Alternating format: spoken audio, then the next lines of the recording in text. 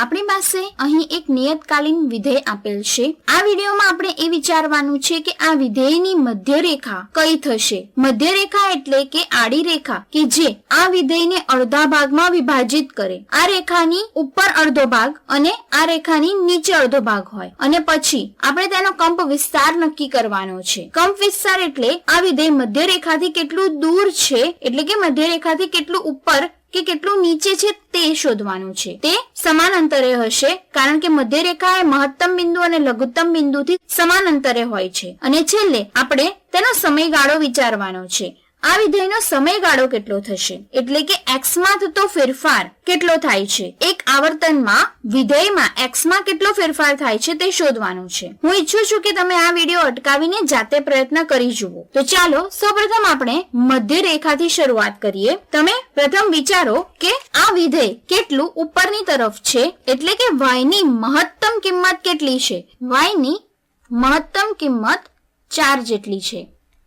હવે જુઓ કે y ની લઘુત્તમ કિંમત કેટલી છે, જે y બરાબર -2 છે.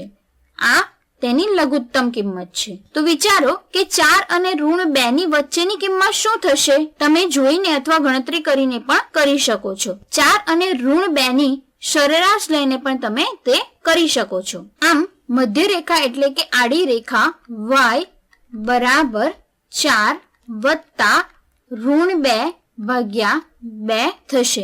આ સરેરાશ જ છે, જેના બરાબર 4 ઓછા 2 ભાગ્યા 2 બરાબર 1 થશે. આમ મધ્યરેખા આપણને મળી y બરાબર 1. આમ આ રેખા એ આપણી મધ્યરેખા છે.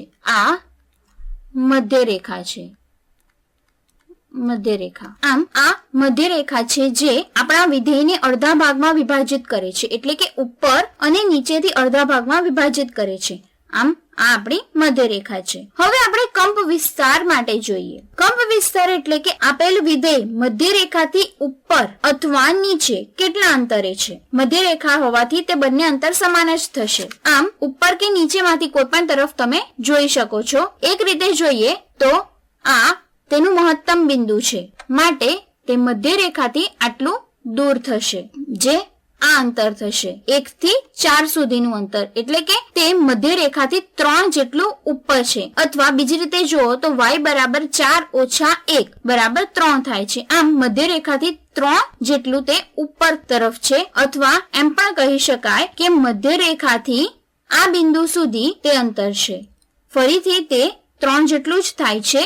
1 ઓછા -2 બરાબર 3 થાય છે. આમ આપણો કંપ વિસ્તાર અહીં 3 થાય છે. છેલ્લે હવે આપણે સમયગાળો જોઈએ. હવે આપણે આ વક્ર પર કોઈ અનુકૂળ બિંદુ શોધવાનો પ્રયત્ન કરીએ. તે આ બિંદુ લઈશું આપણે, કારણ કે x બરાબર -2 અને y બરાબર 1 છે. આપણે આ વક્રની આસપાસ ફરીશું અને ત્યાં સુધી ફરીશું કે જ્યાં સુધી આપણને y ની સમાન કિંમત ન મળે. ફક્ત y જ નહીં, પરંતુ આપણે y ની એક જ દિશામાં આગળ પણ વધીશું. ઉદાહરણ તરીકે આપણે અહીંથી શરૂ કરીને આ બિંદુ સુધી જઈએ છીએ. આમ જ્યારે આપણે ઉપર જઈએ છીએ ત્યારે x ની કિંમતમાં વધારો થાય છે. હવે તે જ પ્રમાણે અહીં આ આવર્તન પૂરું કરીને આપણે અહીં સુધી પહોંચીએ છીએ.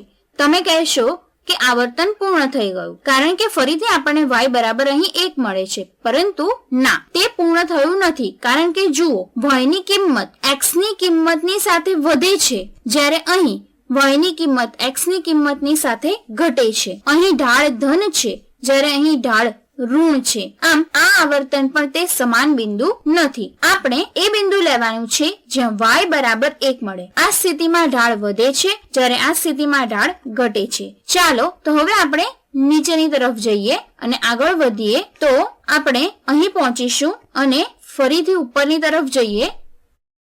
આપણે અહીં પહોંચીએ છીએ અને ધ્યાનથી જુઓ કે આ એક આવર્તન પૂર્ણ થઈ ગયું. x માં થતો ફેરફાર એક આવર્તન પૂર્ણ કરવા જરૂરી છે. આમ આ આપણો સમયગાળો થયો. આપણે -2 થી 0 સુધી ગયા અને માટે આપણા વિધેયનો સમયગાળો 2 થશે. માટે સમયગાળો 2 મળ્યો. ફરીથી તમે આ જ બાબત કરી શકો છો. આ બિંદુથી શરૂ કરીને તમે ત્યાં સુધી જવું પડશે કે જ્યાં સુધી ફરીથી તમને y બરાબર તે કિંમત ન મળે. આમ નીચેથી જઈને આપણે અહીં સુધી આવીશું તો આપણને એક આવર્તન અહીં પૂર્ણ થશે. આમ ફરીથી આપણને y બરાબર 1 જ મળે છે અને ઢાળ પણ ધન જ મળે છે. ધ્યાનથી જુઓ કે x માં થતો ફેરફાર અહીં આ લંબાઈ દર્શાવે છે જે ફરીથી 2 જ છે.